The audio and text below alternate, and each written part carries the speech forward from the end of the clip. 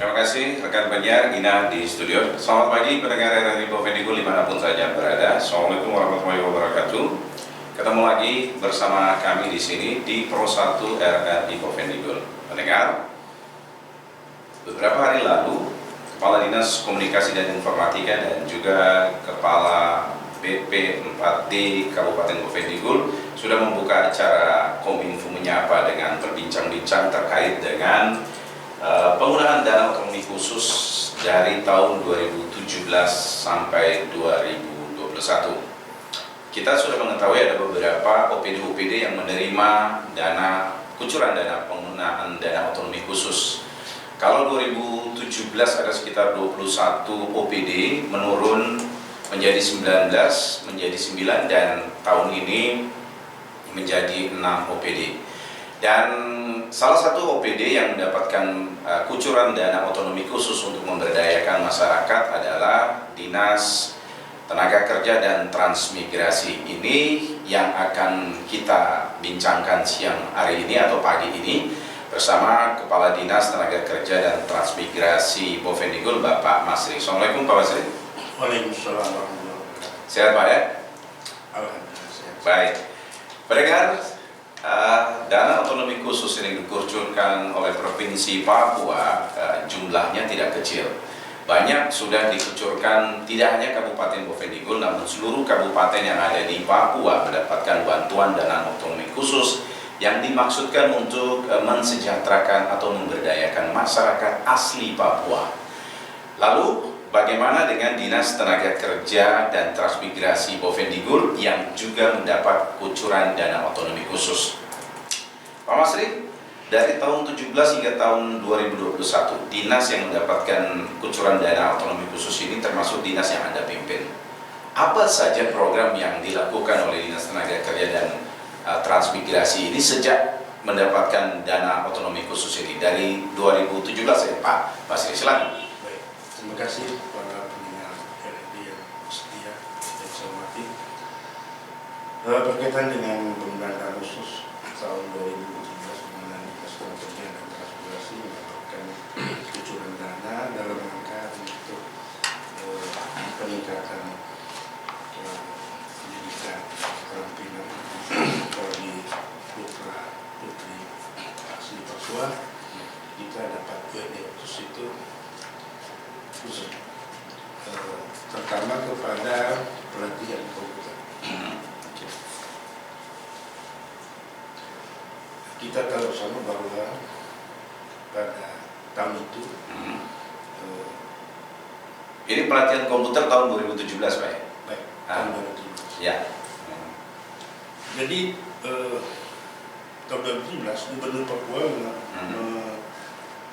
mengeluarkan kebijakan program yaitu perluasan kesempatan kerja dan peningkatan keterampilan bagi masyarakat Papua, karena di mana pada saat itu kebutuhan pekerjaan di kantor-kantor negeri maupun swasta itu membutuhkan satu keahlian menggunakan komputer ini ya Pak. Keahlian komputer.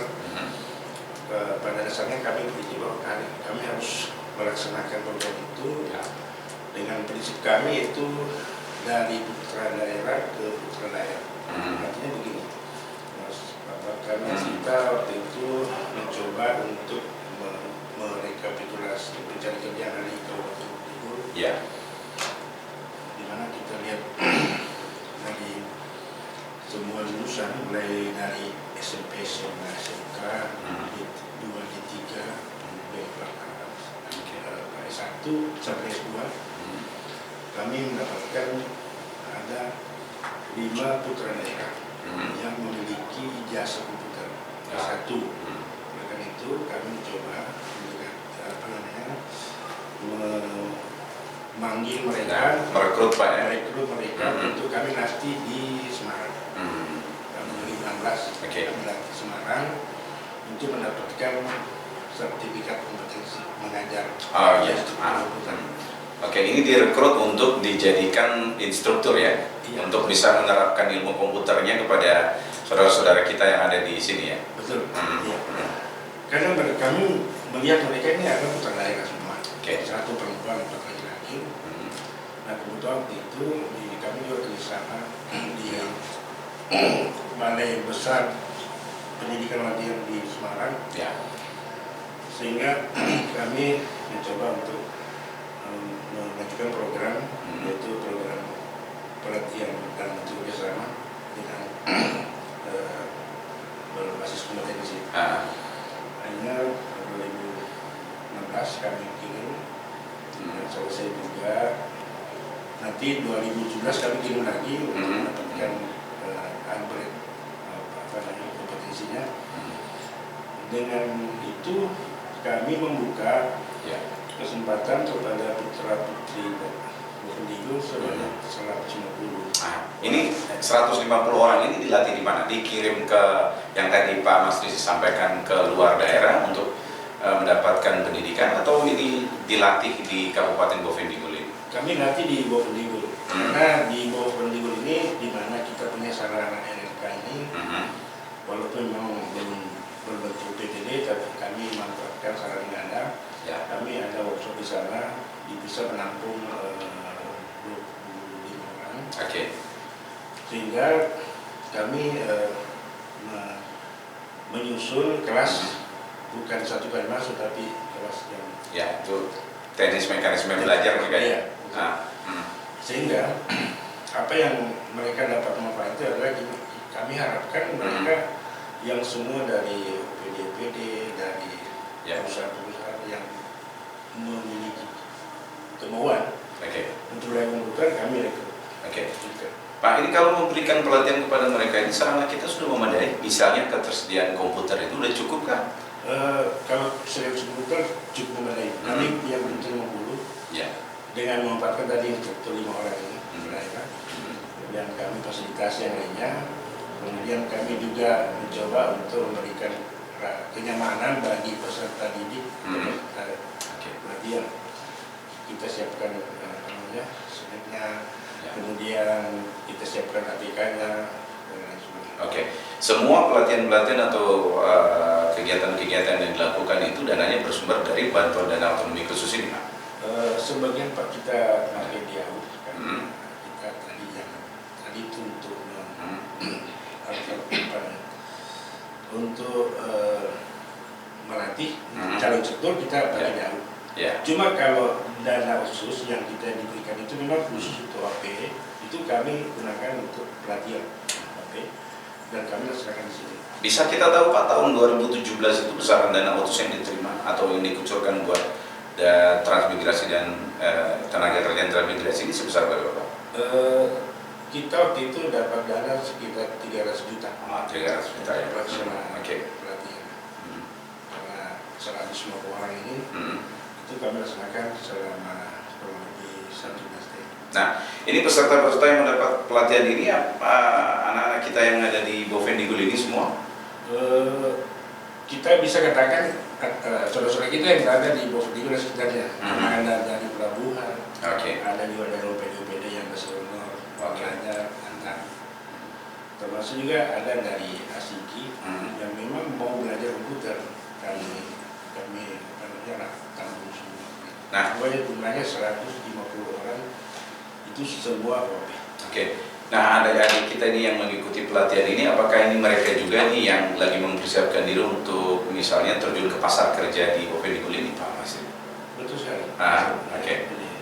Memang waktu memang 2017 itu lagi rame-rame ada rencana pendaftaran. Penerimaan ya, CPNS ya. Kebetulan juga ada investasi yang masuk di Kabupaten Bovendigul, termasuk dari Manado, Group. Memang membutuhkan tenaga-tenaga komputer. Nah itu kami membantu mereka yang sudah punya lamaran ke perusahaan untuk belajar. Kita kasih waktu 19 bulan jumlahnya.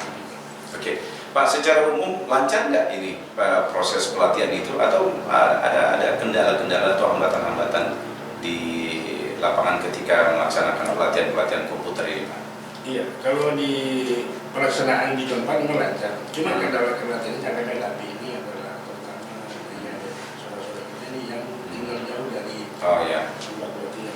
Oke. Mereka terkenal dengan transportasi. Oleh karena mungkin ke depan sempat kita usulkan, kami sudah mengusulkan ke Bupati supaya LK ini kita lengkapi dengan asrama. Oke. Mungkin lebih bisa membantu peserta pelatihan yang diasramakan, dan kita bisa mendukung mereka dengan sarana yang benar. Oke. Pendengar, kita masih bersama Bapak Masri, Kepala Dinas Tenaga Kerja dan Transmigrasi Kabupaten Bovendigul, dan kita masih membahas penggunaan dana otonomi khusus untuk tahun 2017 hingga tahun 2021. 2017 dana otonomi khusus yang dikucurkan untuk Dinas Tenaga Kerja dan Transmigrasi digunakan untuk pelatihan komputer bagi orang-orang asli Papua, adik-adik kita yang ingin masuk ke pasar kerja. Pak, selain yang tadi disampaikan bahwa pelatihan-pelatihan komputer untuk adik-adik kita yang ingin masuk ke pasar kerja, ada lagi pelatihan-pelatihan dalam bentuk lain, Pak? Baik, memang seperti yang kami sampaikan bahwa untuk kami diberikan dana khusus itu, kebetulan kami menyusun LD ke daerah, memang perlukan untuk pendidikan, apalagi pelatihan komputer dalam rangka untuk peningkatan keterampilan bagi pencari kerja. Di sisi lain, dari anggaran yang ada juga tidak selamanya bersumber dari khusus, kami gunakan untuk pelatihan montir mekanik. Itu juga kami rekrut OP. Oke. Kami sampaikan 2017 itu ada 2 pelatihan mekanik montir motor 2 tak 4 tak dengan pelatihan. Semua kami rekrut OAP baik putra maupun putri. Karena kebetulan dana jauh yang kami diberikan kepada kami itu sangat terbatas, sehingga kami bentuk kerjasama dengan badan-badan usaha yang ada. Oke, ini menarik Pak. Tadi Bapak sampaikan bahwa dalam pelaksanaannya lancar di tempat pelatihan, tapi ada juga terkendala dengan jauhnya peserta-peserta ini, rumahnya jauh, sehingga untuk mencapai tempat pelatihan ini cukup jauh. Lalu, kalaupun demikian, ada nggak dari Dinas Tenaga Kerja dan Transmigrasi ini melakukan pelatihan di luar dari area kantor itu, misalnya di distrik-distrik ini? Sampai saat ini belum ada, atau sudah melakukan juga itu? Ada Pak. Begini Pak. Pernah tahun 2018 itu kami melakukan pelatihan komputer pada apartemen kamu. Oh ya, di mana itu Pak? Di Piriwagi. Oh, Piriwagi, ya. Kebetulan yang tadi kami rekrut ini orang ini, kita dari sana. Kami kirim ke sana. Kami hanya memberikan bantuan modul pelatihan. Segala biaya ditanggung oleh distrik yang ada di sana, atau kampung yang ada di sana yang mau dilatih. Kami selalu kerjasama dengan pihak-pihak lain kalau ada permintaan. Ini menarik, ini kerjasama dengan pihak-pihak lain ini termasuk dalam perekrutan yang mau melatih, atau juga termasuk misalnya memberikan pelatihan-pelatihan kepada yang pihak-pihak lain ini Pak? Iya, jadi terutama yang mau mengikuti pelatihan. Kalau yang melatih kami sudah punya, itu kami punya, khususnya itu komputer ya. Karena kami jamin ini 5 orang ini tadi yang OP ini, kita sudah berikan klasifikasi kompetensi. Mereka sudah punya hak untuk. Lima pengajar atau 5 instruktur ini, apa statusnya ini sebagai pegawai atau misalnya instruktur lepas begitu Pak? Begini Pak, tahun 2017 itu mereka masih mencari kerja lah. Tapi kemarin pada kemarin ini semua diterima, mereka semua diterima. Ada yang di keuangan, ada yang di dinas lain. Tapi apakah mereka itu masih tetap misalnya melakukan pembimbingan untuk adik-adik kita yang melatih penggunaan komputer ini? Baik Pak, kami masih melatih mereka karena memang mereka punya kompetensi mengajar. Kemudian kami hanya memfasilitasi saja tempat pesertanya. Tapi kalau materi mereka memang sudah punya untuk mengajarkan. Mereka punya. Baik. penjelasan dari Kepala Dinas Tenaga Kerja dan Transmigrasi Bapak Masri terkait penggunaan dana otonomi khusus di 2017. Secara garis besar, bahwa dana yang sebesar 300 juta itu digunakan untuk melakukan pelatihan komputer kepada orang asli Papua atau adik-adik kita yang pada saat itu sedang mempersiapkan diri masuk ke pasar kerja. Bahkan merekrut 5 orang asli Papua sebagai disekolahkan bahkan keluar untuk menjadi instruktur dan kembali ke Bovendigul melakukan pelatihan kepada adik-adiknya di bawah. Kita akan kembali pendengar setelah yang Sansia Bovendigul masih bincang-bincang kami bersama Kepala Dinas Tenaga Kerja dan Transmigrasi Kabupaten Bovendigul, Bapak Masri. Pak Masri, besaran 2017 300 juta rupiah.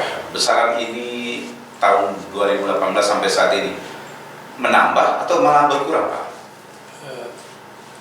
Malah menambah ya. 2018 memang tetap kami pakai politik kita menggunakan instruktur dari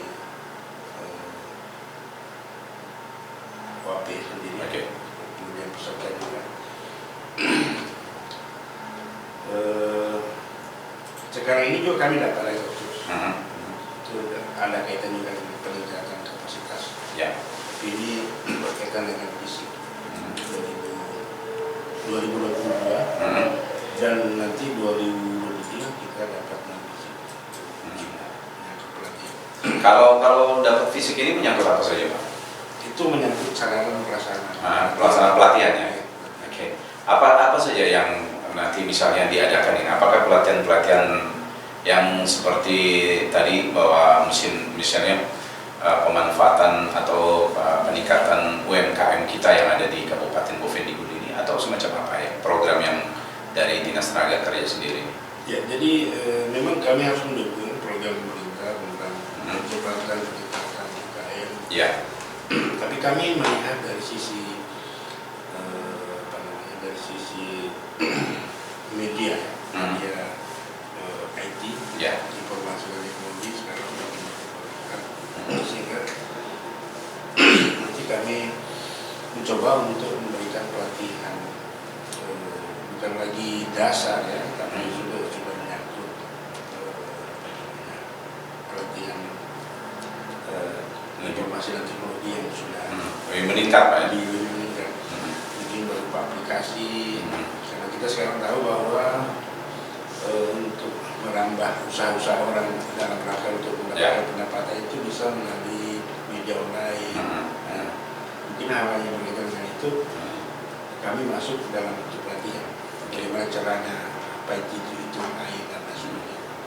Mungkin lebih banyak kepada aplikasi. Dalam melakukan pelatihan-pelatihan yang tadi Pak Masri disebutkan ini, apakah ini juga melibatkan misalnya pihak luar atau dan bekerja sama misalnya dengan instansi yang lain di luar Kabupaten Bovendigul ini, Pak? Pernah kami kerjasama dengan Nako, untuk pelatihan ibu-ibu Papua yang sebenarnya bersingkong. Waktu itu kami bukan kursus ya, tapi kami kirim 10 ibu Papua yang mewakili tahun 2018 yang mewakili 20 jadi yang mewakili 5 suku besar. 5 suku besar ya? Iya, kami ambil, kami kirim ke Magelang untuk belajar kritik singkong dan selondok. Itu kami dampingi mereka selama sebulan di Magelang belajar. Kemudian mereka kembali 2019. Ada yang melanjutkan aktivitasnya itu, ada juga yang bersih. Ini apakah setelah melakukan Dinas Tenaga Kerja misalnya perekrutan ibu-ibu tadi melakukan pelatihan ke Magelang sana lalu kembali memproduksi, ada yang tidak? Apakah pengawasan dari Dinas Tenaga Kerja ini masih terus dilakukan atau membiarkan mereka berusaha sendiri saja nih, Pak? Begini Mas Muhammad, kami bekerja sama dengan Pemda. kami kasih data ini yang sudah dilatih. Kalau misalnya ada mungkin program bantuan lanjutan kepada mereka, silakan. Oke, berarti secara teknis bahwa tenaga kerja melatih skill kemampuan mereka ya. Betul. Jadi ketika mereka kembali ke Bovendigul untuk mengembangkan usahanya ini harus dari tusi yang lain yang bisa memantau itu. Ya, seperti itu memang keadaannya. Oke, tadi pelatihan komputer, terus ibu-ibu pelatihan ini. Kalau khususnya misalnya pelatihan-pelatihan yang bersifat teknis Pak, misalnya tadi perbengkelan atau juga mungkin pertukangan, ini ada program juga atau sudah pernah dilakukan atau mungkin masih dalam rencana begitu Pak Mas? Iya, jadi mungkin seperti ini ya, karena kita akan di Dinas Tenaga Kerja dan Transmigrasi ini mendapatkan tugas untuk mencatat pencari kerja.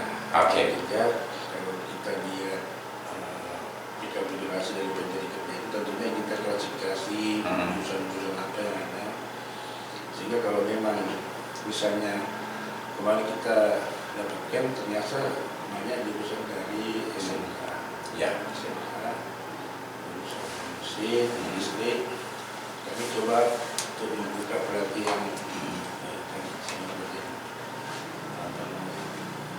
mesin, mekanik untuk motor roda 2. Yang kedua, kalau kita lihat perempuan yang banyak, kami melakukan pelatihan menjahit. Karena kebetulan penjahit ini kita kerjasama. Di tahun 2016 itu karena ada kami lakukan pelatihan menjahit. Kemudian orang yang mengikut itu kami kerjasama dengan provinsi, provinsi datang. Kemudian yang mengikuti itu ada yang sudah mandiri. Nah itu nanti kami kerjasama dengan mereka lagi supaya menambah peserta pelatihan. Tapi dari POP juga. Pada dasarnya pelatihan yang dilakukan oleh Dinas Tenaga Kerja dan Transmigrasi ini adalah peningkatkan skill kemampuan untuk melakukan usaha atau juga melakukan usaha-usaha yang berkaitan dengan peningkatan kapasitas diri.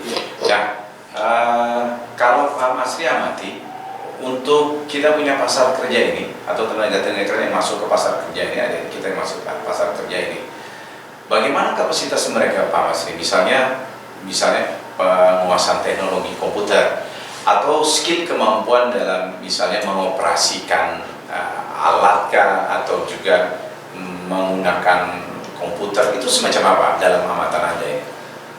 Jadi begini, kita kan ada namanya WK ya, melapor kekayaan bagi badan usaha, perusahaan besar yang memang dikategorikan sebagai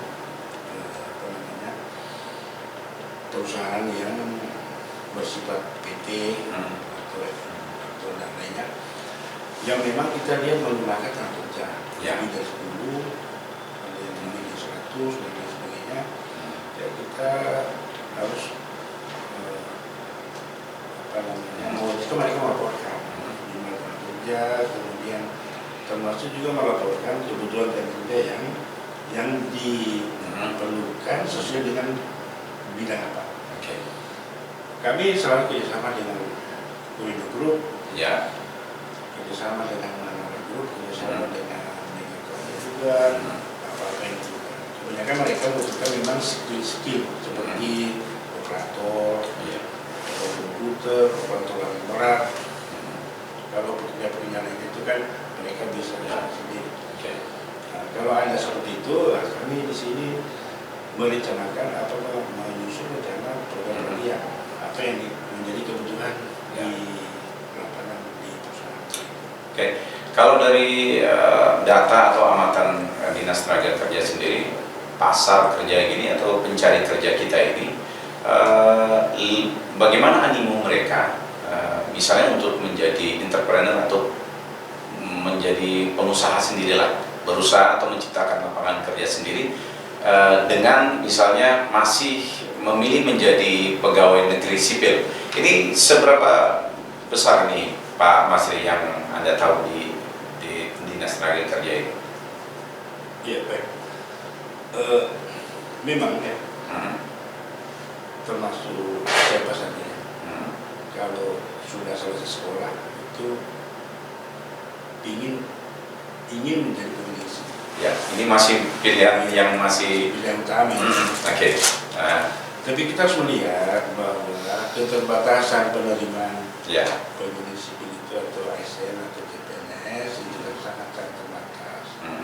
Komunikasi itu tahun 2017-18 itu kan ada rencana pendaftaran CPNS. Kita mendaftar itu lebih 2.000 pendaftar. Kan menerima kan kita kemarin itu yang 600 lebih saja. Oleh karena itu kami punya program di Dinas Tenaga Kerja, itu program peningkatan pelatihan dan kapasitas calon pencari kerja atau tenaga kerja dalam bentuk kerjasama. Jadi kita kerjasama dengan perusahaan-perusahaan yang ada, karena mereka juga punya program CSR untuk mengembangkan diri dan lingkungan serta sumber daya manusia. Kami begitu, sehingga apa yang kami harapkan bagi pencari kerja yang ada di Kabupaten ini betul-betul bisa terserap dengan baik. Ada nggak Pak Mas, misalnya peserta-peserta yang mendapatkan pelatihan ini baik komputer maupun skill-skill yang lain ini dimagangkan misalnya di perusahaan di Korindo, di perusahaan-perusahaan yang sudah bekerja sama dengan Dinas Transmigrasi dan Tenaga Kerja dan Transmigrasi ini. Kami kalau misalnya contoh komputer kita kerjasama mengenai informasi di Korindo butuh tenaga misalnya tenaga operator komputer. Kami bisa serahkan. Begini Mas Bambang, kami di tenaga kerja itu kan tugasnya adalah bagaimana caranya meningkatkan kapasitas tenaga kerja. Kalau kita bicara tenaga kerja berarti kan orang sudah bekerja. Di Korindo itu kami melihat peluang ke depan yang lebih besar kan perkebunan. Perkebunan sehingga butuh SDM yang betul-betul bisa memahami pengelolaan perkebunan peluang baik. Jadi tahun 2018 itu kami meminta Korindo untuk mengirimkan kepada kami 10 orang OAP laki-laki yang bekerja di kebun. 10 orang ini kami rekrut, kami kerjasama dengan pusat pendidikan kelapa samawitan Medan. Kami kirim mereka belajar pekerjaan yang baik, kami kawal, kami kasih arahan-arahan teknis bagaimana cara belajar yang baik, ikuti pelajaran yang baik, dan mereka terima. Sehingga 2 bulan kemudian mereka pulang ke sebagai jangka sebenarnya. Itulah sekarang yang berkembang ilmunya dia supaya diteruskan kepada yang lain. Lalu apakah selama ini Dinas Tenaga Kerja dan Transmigrasi ini juga melakukan pendampingan Pak? Misalnya pendampingan kepada OAP kita ini, ada di kita ini dalam peningkatan kapasitas diri mereka ini. Ada nggak kayak begitu Pak? Kalau pendampingan waktu tugas memang kami selalu. Tapi kalau misalnya sudah masuk di lapangan, kami tidak dampingi. Itu yang sudah. Jadi proses awal masih ya. Tapi ketika mereka sudah terserap ke pasar kerja, tidak lagi. Tidak lagi. Karena kami pikir kalau awal kita harus pendampingan. Karena ini menyangkut sikap, mentalitas, attitude lah.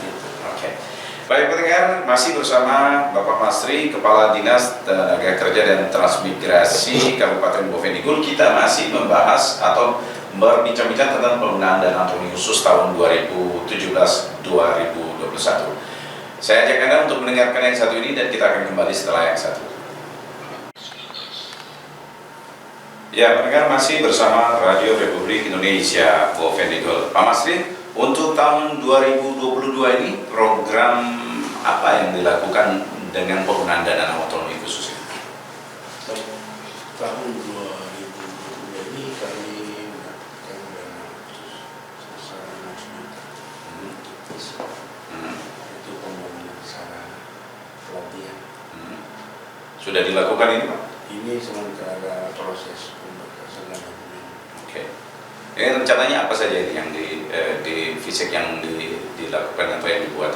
Kami rencana untuk membangun kelas yang representatif untuk pelatihan khusus untuk komputer IT. Oke, Pak, boleh tahu nggak masyarakat kita atau kita boleh tahu di sini Bapak bisa memberitahu masyarakat kita di Dinas Tenaga Kerja itu ada beberapa ruangan atau ada berapa, kalau kita sebut apa ya, itu lab atau apa itu ya, atau tempat-tempat pelatihan itu apa aja yang ada di sana? Jadi sementara ini kami menggunakan 3 gedung, gedung magang, gedung untuk perkantoran kami, Ya. dan gedung workshop. Gedung workshopnya ada 2, satu perbengkelan, Ya. kedua ruang komputer. Wah, ini cuma baru 2 aja nih Pak ya? 2. Jadi Sebenarnya begini Mas, ini yang sekarang ada capil itu sebenarnya ruang kelas. Oh, ruang kelas ya? Cuma karena kemarin ada apa namanya desakan-desakan pelayanan masyarakat. Lagian juga bahwa tahun 2016 itu kan masih gabung. Oh ya, dinas masih gabung ya? Jadi kami pindah ke sana dan sempat kami bangun itu kantor. Sehingga pada saat 2016 itu Pemda nomor 1 2016 tentang penggunaan teratur Dinas Tenaga Kerja dan itu sendiri, kemudian Dinas Kependudukan dan Capil itu sendiri, sehingga Dinas Kependudukan dan Capil pindah ke ruang kelas karena pelayanan harus jalan. Oke. Kami juga tetap di kantor, cuma karena ada workshop di belakang itu yang kami manfaatkan. Seperti itu sarana dan prasarana yang ada di sana. Oke, melihat kondisi kita yang ada saat ini Pak, terutama ya ruangan maupun peralatan-peralatan pelatihan yang ada di Dinas Tenaga Kerja ini. Nah, yang paling dibutuhkan atau paling mendesak untuk segera dimiliki ini apa Pak? Sebenarnya yang paling, kalau bikin yang paling mendesak ini adalah ruang softbox. Ruang pelatihan itu ya? Megilan, terus moduler, itu harus ada karena kita lihat ini kita punya adik-adik yang muda ini kan mereka rata-rata yang peminatnya banyak di situ, instalator, mekanik, megilan dan moduler. Selain gedung workshop itu, peralatan-peralatan juga penting itu Pak ya? Iya, peralatan sudah ada. Oh, sudah ada peralatan, mesin mesin bubut ada. Kemudian alat peluk lainnya, toolkit lengkap. Ya, cuma itu kan kita juga keterbatasan dengan SDM. Kita belum memiliki struktur. Oh iya.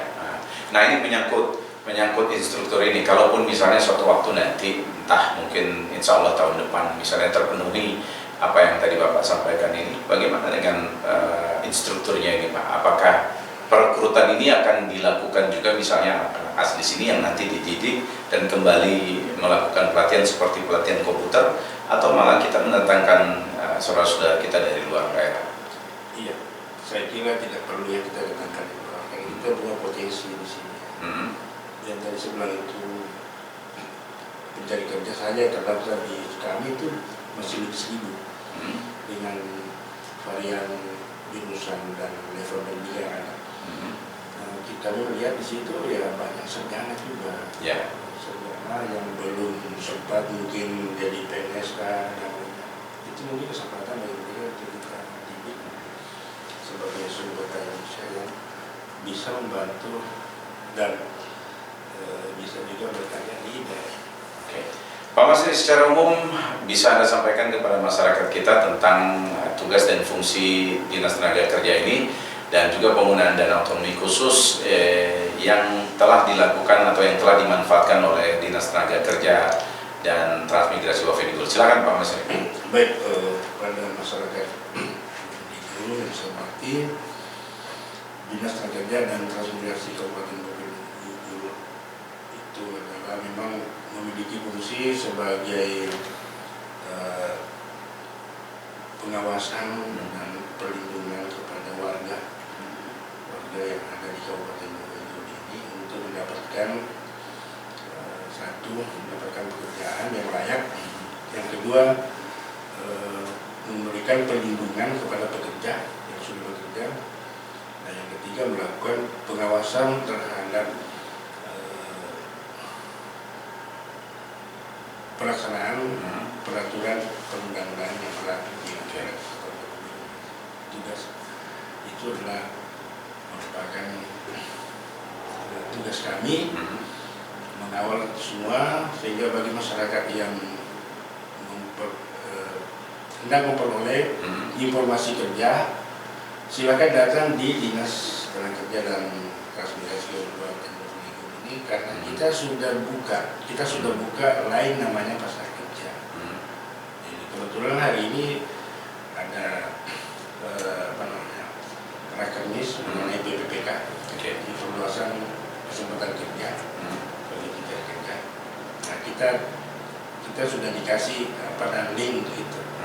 Oleh karena itu kita harapkan kita sampaikan kepada masyarakat, mari kita juga jaga fasilitas yang ada di Dinas Tenaga Kerja, khususnya LMK yang ada ini. Sana banyak peralatan-peralatan yang perlu kita pelihara, sehingga kita bisa dapat memanfaatkan yang baik. Baik, terima kasih. Ya pendengar, demikian perbincangan kami bersama Kepala Dinas Tenaga Kerja dan Transmigrasi Kabupaten Wavenigul, Bapak Masri, terkait penggunaan dana otonomi khusus tahun 2017-2018 khususnya yang berada di Dinas Tenaga Kerja dan Transmigrasi Wavenigul. Pak Masri, terima kasih sudah hadir di sini, Pak Masri. Sama-sama. Dan pendengar, saya akhiri perbincangan kita kali ini. Kita ketemu lagi di lain kesempatan di acara yang sama. Terima kasih atas perhatian Anda. Assalamualaikum warahmatullahi wabarakatuh.